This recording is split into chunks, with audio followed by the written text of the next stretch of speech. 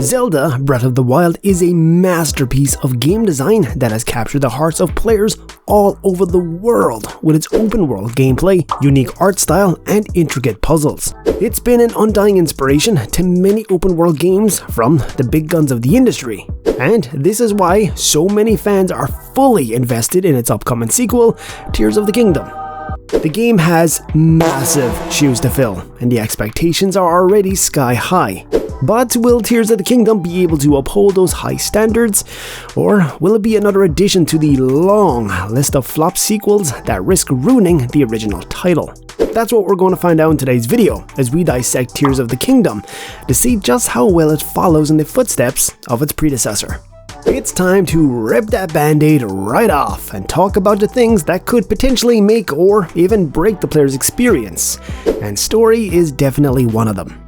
What sets Breath of the Wild's story apart from previous Zelda games is its emphasis on environmental storytelling. Rather than relying on long cutscenes or expositionary dialogue to convey the game's narrative, the story is largely told through the world itself.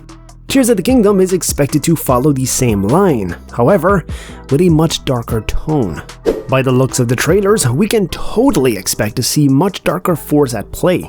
The story also seems to share the spotlight with Zelda a bit more this time, as the duo explores the depths of an unknown realm that was previously hidden well out of players' sight. The underground cave system is sure to house many secrets and mysteries to be uncovered by the duo. And who knows what else you might stumble upon. So as far as the story goes, things are going to be getting darker and much more intense than they ever were.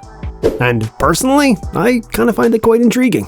If done right, this could very well be the step up we all wish for in the series. But if not, that means gameplay would be the sole savior. There's no denying the fact that much of Breath of the Wild's popularity was built around its innovative gameplay. It offered players a vast open world, which allowed them to explore and discover new things at their own pace. The game's emphasis on exploration and discovery, coupled with its intricate puzzles and hidden secrets, gave players a sense of wonder and excitement that kept them hooked throughout the entirety of the game. Tears of the Kingdom is expected to stay true to the beloved elements of its predecessor, while building upon them to create a more thrilling open-world experience.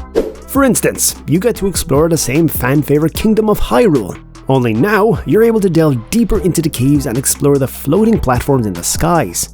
This definitely calls for some additional features, which we do get in the form of Link's new abilities and vehicles that will make the exploration better, or worse.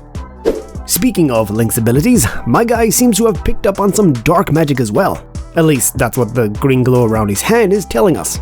There's quite a lot of wild theories around, but then again, no one really knows what it's all about.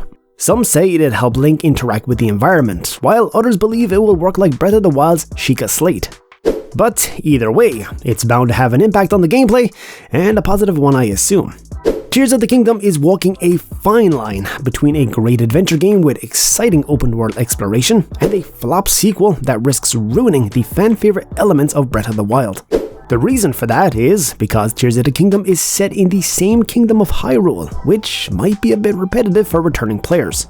And to make sure that doesn't happen, the developers have introduced new areas within the same kingdom for players to explore and get a different perspective. This could also lead to new clues and secrets that might tell us more about the origins of the world itself. But doing so won't be an easy task. Either way, it'd be great to see what other secrets lie within the kingdom. With risk comes reward, and judging by the amount of risk Tears of the Kingdom is willing to take, the reward is going to be just epic. And since it's also getting a visual overhaul, the reasons to play Tears of the Kingdom easily outweigh the reasons not to. Let me know down in the comment section what are your thoughts about this game.